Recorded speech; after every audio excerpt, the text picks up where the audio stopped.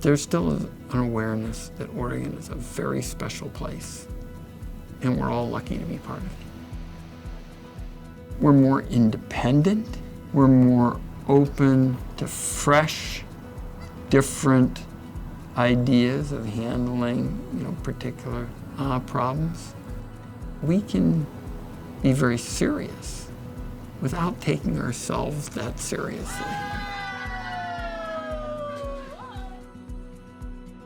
For all of the major legislative accomplishments that he's accumulated over the years, and it's a pretty impressive catalog of achievement. You really look at somebody who is independent by nature, but also is independent because that's who we are as a people. Ron Wyden is a healthy balance of intense focus on trying to solve problems, but at the end of the day, he's somebody who can walk into a town meeting and light up the room with a goofy joke or a hug with a senior that he's known for decades. He's somebody that connects with people on a lot of different levels.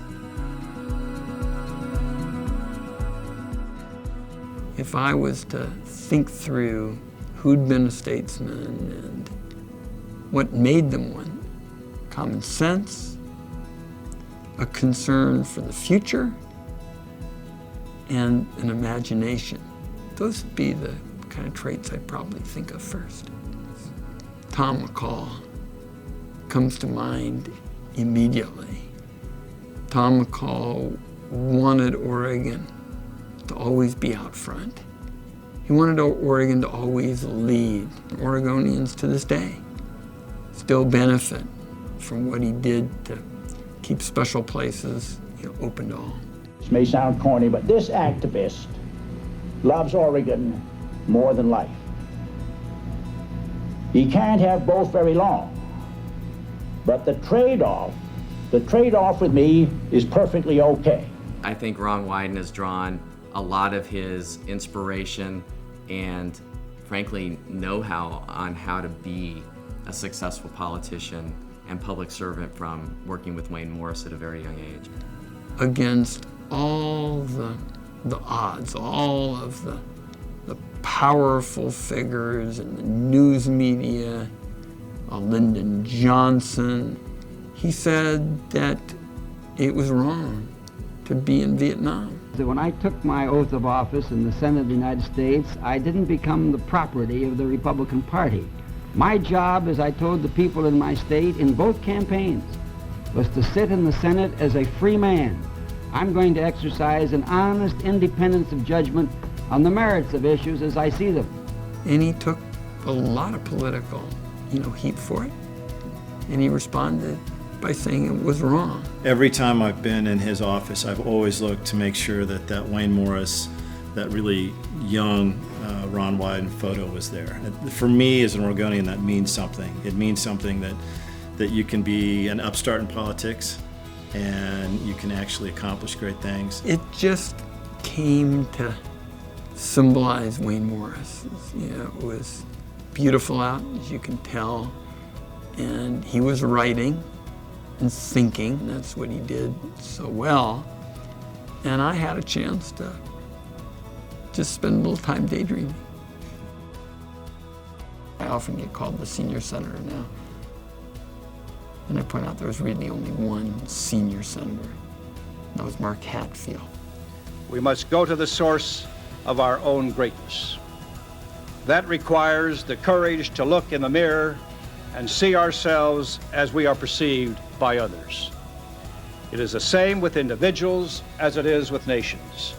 You are what you do, not what you say you are. Ron understood that he had a lot to learn, even though he had been in Congress for close to 2 decades at that point, that moving from the House of Representatives to the Senate was a change. Senator Hatfield provided a wonderful opportunity to show him the ropes. Part of it had a little bit of a kind of proud parent to it. It was of a different party, but we had always had very good relations. And I think he was proud of what I accomplished. Anybody play any freshman hazing tricks on you? Well, nothing like when I was a freshman in the House, because when I was a freshman in the House, Ronald Reagan was sworn in. A colleague, another young congressperson who became a very good friend, asked me if I had my top hat and tails.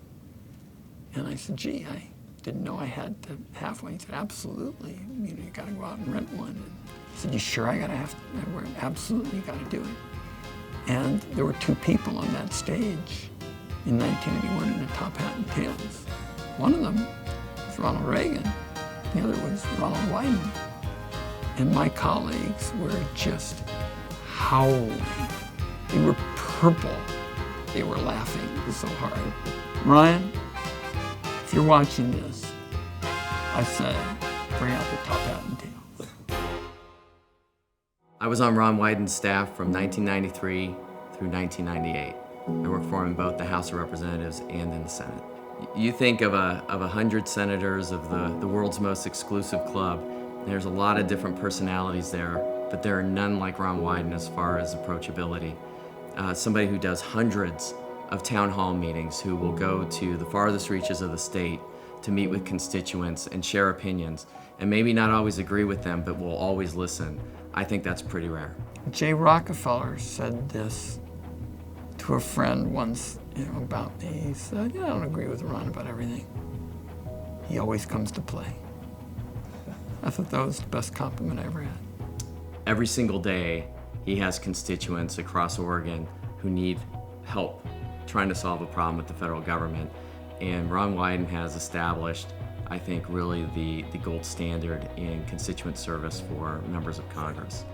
It is never okay for government officials to use a general warrant to deliberately invade the privacy of a law-abiding American. So the skeptics, the people who thought that hearing wouldn't matter much and didn't think the task force would be able to reach an agreement, we showed they were wrong. I know I'm out of time for this round. I just want you to know, Director Clapper, respectfully, I will be asking this question of you, just like we did with respect to the legal documents for targeted killings, which we finally got after 7 requests over a 2-year period, until we get an answer. Because I think Americans are entitled to a direct answer to that question. This seat in the United States Senate belongs to you, to all of you, the people of Oregon. To me, bipartisanship is when you're trying to get something done and you don't care who gets the credit. He is somebody who's reaching across the aisle, not because they're Republican, not because they're a Democrat or an independent, but because that's the best person to help solve a problem. The statesman has to recognize that whenever possible, you've got to try to bring people together.